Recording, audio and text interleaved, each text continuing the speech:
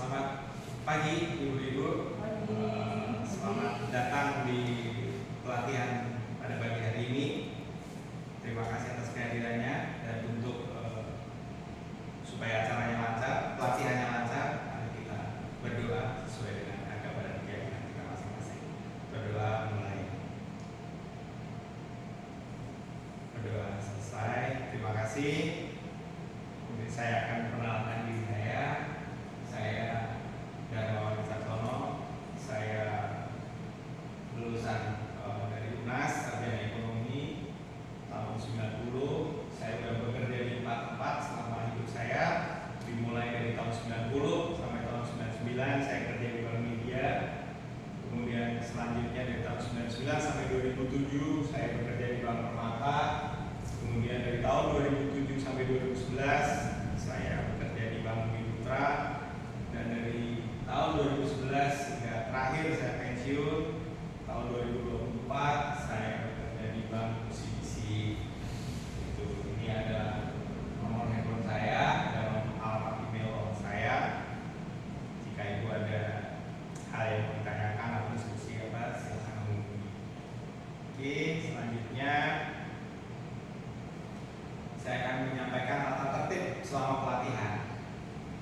Saya mengharapkan ibu-ibu datang tepat waktu. Sekarang sudah tepat waktu sih, tapi nanti kalau ada pas istirahat atau break, mohon datang lagi tepat waktu. Kemudian jaga kebersihan ruangan yang bagus ini. Handphone mohon dimatikan atau setidaknya di silent. Jangan vibrate juga, jangan berisik kecuali kita sedang diskusi. Kemudian jangan makan dan minum. Ada waktunya nanti untuk makan dan minum. Jika ibu ada pertanyaan, silakan demikian. Demikian ya ibu, saya lanjutkan. Saya akan menyampaikan keselamatan dan kesehatan kerja. Jadi terkait dengan pencahayaan, jika ruangan ini dirasa terlalu terang atau terlalu redup yang mengakibatkan pandangan ibu tidak nyaman dalam mengikuti pelatihan ini, mohon disampaikan. Demikian juga dengan suhu ruangan, apabila dirasa terlalu dingin atau terlalu panas, suhunya kurang pas di badan ibu-ibu, mohon disampaikan kepada saya. Kemudian karena ruangan ini relatif masih baru, jadi lantainya masih licin, ibu-ibu kalau keluar ke toilet atau keluar, mohon hati-hati, takut kepleset. Oke, selanjutnya kita akan absen dulu ya ibu. Ya, absen dulu. Ini sorry maaf. Lembarannya beda.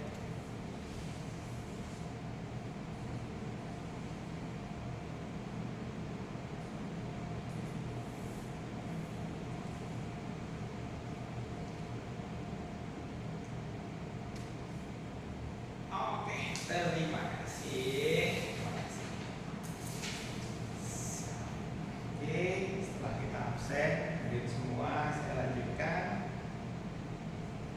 Oke, dalam pelatihan ini saya beranjak dari SKKNI Kepatuhan nomor 143 tahun 2023 ya, tentang kepatuhan.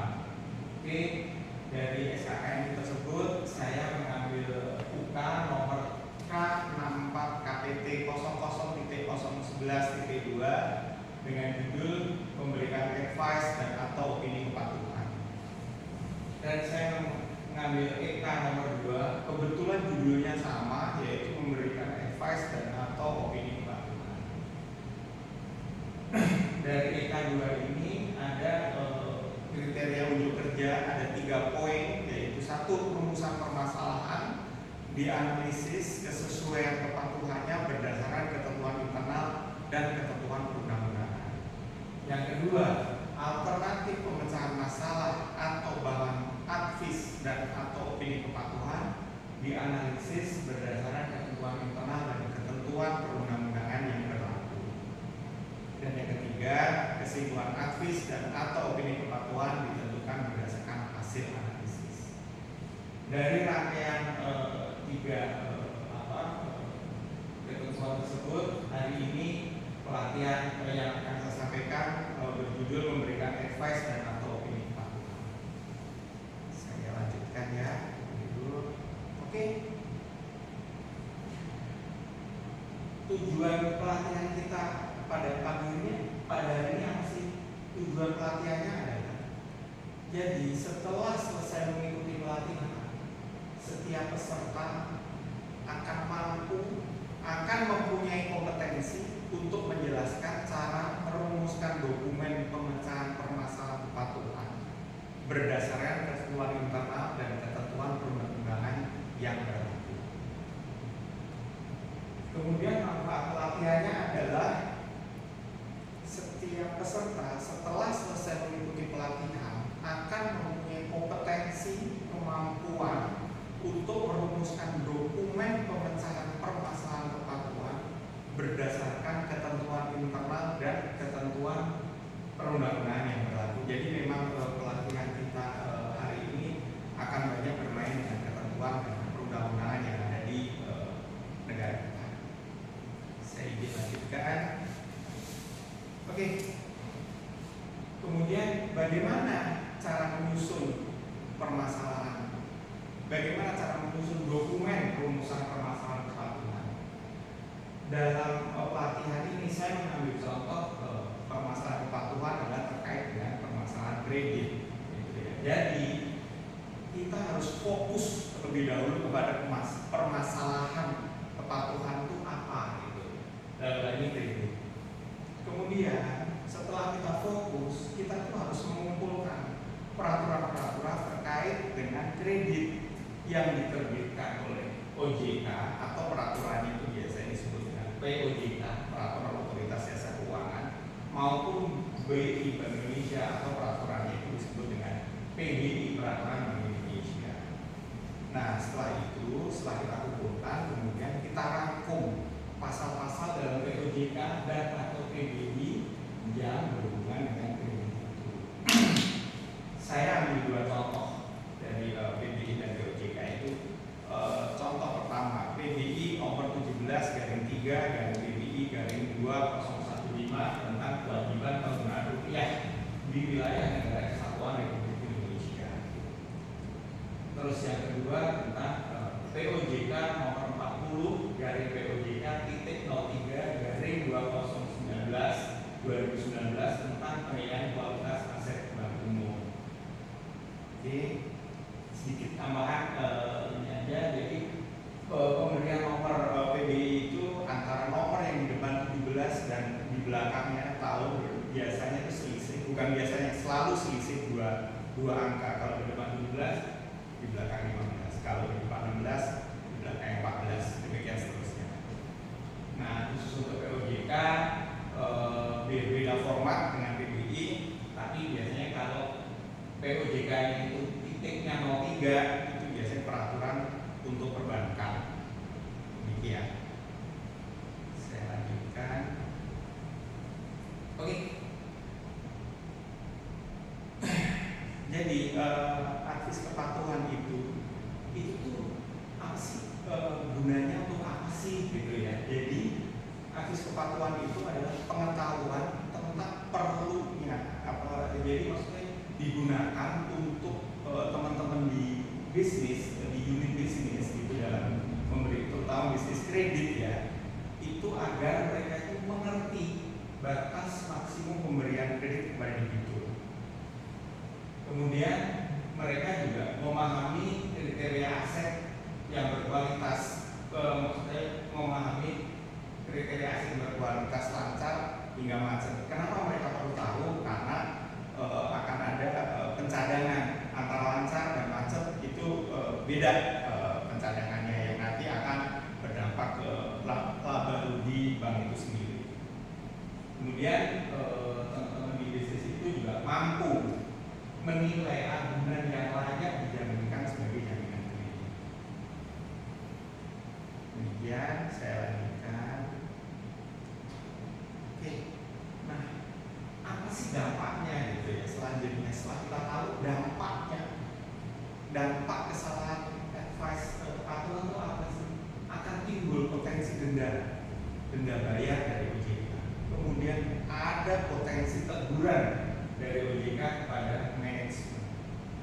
Yang ketiga, akan timbul risiko kepatuhan sehingga akan mengurangi nilai profil risiko bank itu sendiri, dan itu akan berakibat tidak bagus buat bank. Iya Bu, silakan Bu. Tadi tentang pengetahuan advance kepatuhan itu Pak. Ya. Bu. Ini ada batas maksimum ya Pak. Mengerti nomor satu itu mengerti Iya, Bu. batas maksimum pemberian kredit pada berarti ada limitnya ya Pak. Ada Bu. Jadi di PBI itu di POJK itu mengatur jadi bahwa bank itu ada persentase tertentu untuk memberikan kredit kepada individu ataupun kepada grup debitur gitu. Jadi antara 10% sampai 20% untuk grup seperti itu. Kenapa POJK mengatur seperti itu? Supaya tidak terjadi konsentrasi pemberian kredit kepada grup-grup debitur tertentu. Demikian Bu. Oke, baik. Terima kasih Pak. Terima kasih. Boleh saya lanjut ya Bu? Silakan Pak. Silakan. Ini tadi sudah saya lanjut. Oke. Nah, risiko atas kesalahan dan atas kepatuhan itu akan berakibat sanksi kepada bank. Kemudian yang lebih berat lagi adalah adanya pemberlakuan pengetatan kegiatan bank oleh OJK. Saya lanjut. Iya Bu. Yes Bu. Baik. Ini kan kalau terjadi resiko kesalahan kepatuhan itu mestinya ada teguran ya Pak ya. Tegurannya Iya. siapa yang lakukan Pak? Oke. Ini ya Bu, panduan ya. Teguran itu dikeluarkan oleh OJK Bu kepada manajemen bank gitu ya. Teguran itu bisa teguran itu umumnya tertulis sih sebenarnya, umumnya tertulis gitu ya. Nah, teguran tertulis itu bisa berupa hanya sanksi administratif, ada juga berupa nominal. Demikian Bu. Baik Pak, terima kasih. Terima kasih. Saya lanjut ya Bu. Oke. Nah, saya mencoba menambahkan pengetahuan aja dari tadi saya sampaikan bahwa ada dokumen utama PBI dan POJK. Itu ada juga dokumen alternatif untuk sebagai pembanding atau sebagai dokumen tambahan dalam untuk memberikan advis kepatuhan. Ada 3 saya contohkan ya. Ada Undang-Undang Nomor 40 Tahun 2007 tentang perusahaan terbatas, ada Peraturan Pemerintah Nomor 24 tentang informasi keuangan tahunan perusahaan. Demikian juga ada Peraturan Menteri Lingkungan Hidup Kehutanan Nomor 4 Tahun 2021 itu terkait dengan detail-detail dari acuan dari POJK Nomor 40 Tahun 2019. Saya lanjutkan Ibu-Ibu. Nah, setelah kita tadi fokus pada permasalahan, kemudian kita kumpulkan, kita rumuskan peraturan-peraturan pasal-pasal dan peraturan itu, maka hasil dari kesimpulan investor itu berupa gap analisis atau perbandingan antara permasalahan yang ada dengan ketentuan yang berlaku. Ya, saya lanjutkan. Ini adalah contoh-contoh dokumennya. Oke. Saya lanjutkan dengan diskusi ya. Ya Bu ya. Diskusi oke. Yang pertama, bagaimana cara menyusun dokumen rumusan permasalahan kepatuhan dengan baik? Mungkin Bu Hana, silakan.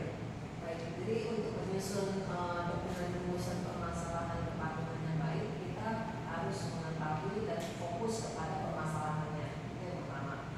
Kemudian yang kedua adalah kita perlu mengumpulkan peraturan-peraturan tentang permasalahan tersebut dari OJK maupun dari BI. Jadi bentuknya POJK maupun PBI. Nah, yang ketiga adalah kita perlu merangkum semua pasal-pasal tersebut yang dari POJK maupun PBI semua dengan fokus yang permasalahan tersebut. Oke, terima kasih Bu. Kita lihat jawabannya. Wah, betul Bu. Ada 3 poin. Fokus pada permasalahan,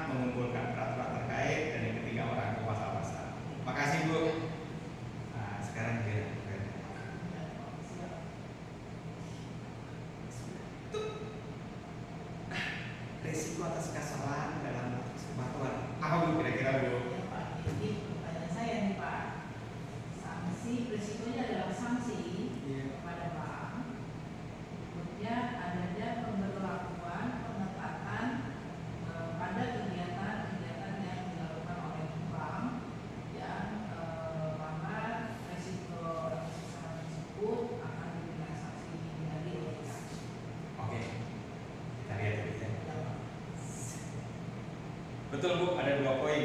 Ya. Ya, ini berakibat sanksi kepada bank dan pemberlakuan pengetatan kegiatan bank BOJK. Terima kasih Ibu-ibu. Wah, sudah menyerap. Pak, saya boleh nanya nggak? Silakan Bu. Tadi Pak Bapak ada menyampaikan tentang cara menyusun dokumen rumusan permasalahan. Saya kata saya dulu. Kepatuhan ya. Oke, Pak. Ini Bu. Nah, ini Pak. Ya. Ini fokus kepada Ya. permasalahan kepatuhan. Ini berarti bisa mencakup ke bukan hanya kepada permasalahan di kredit ya Pak? Betul Bu.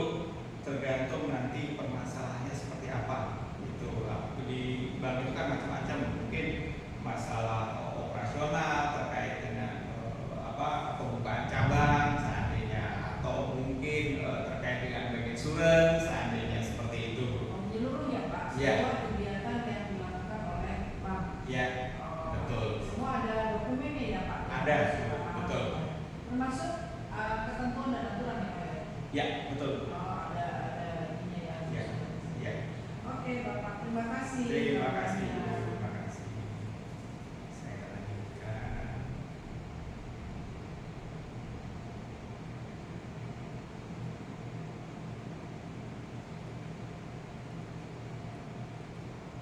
Oke, tibalah kita di kesimpulan pelatihan hari ini. Jadi kesimpulan pelatihan hari ini adalah peserta mengerti tentang cara pemberian advice dan atau opini kepatuhan sesuai dengan ketentuan internal dan perundang-undangan yang berlaku. Selain itu, peserta juga mampu merumuskan dokumen-dokumen terkait advice terkait kepatuhan. Oke, selanjutnya kita mau evaluasi. Ya, kalau saya tertulis ya, Ibu ya. Oke, dapat jawabannya. Ada 2 pertanyaan. Oke, nomor 1 untuk Bu Hana, nomor 2 untuk Bu Freda. Baik. Waktunya 1 menit saja cukup, karena cuma multiple choice. Saya yang nomor 2 ya Pak. Ya, nomor 2 Bu. Oke? Pas. Mantap, saya ambil ya. Oke, kita lihat jawaban nomor 1. Wah, betul. Bu Hana jawabannya D. Betul Bu. Wise. Terus Bu Freda jawabannya B. Betul. Oke. Terima kasih Bu. Mantap semua ini. Oke. Terus selanjutnya ada sedikit tugas tambahan untuk membuat rangkuman mengenai POJK penilaian kualitas aset bank umum. Mohon disampaikan melalui email paling lambat hari Senin tanggal 25 Oktober selamatnya pukul 17 alamat email alamat email admin ya. Kalau itu nanti difoto ya Bu, biar tidak lupa. Oke. Baik, sampai di penghujung acara ini, di ujung pelatihan ini, mohon maaf. Kita terima kasih supaya segera karena sudah diberikan ilmu hari ini. Berdoa sesuai dengan keyakinan masing-masing. Berdoa mulai. Berdoa selesai. Terima kasih Ibu-ibu.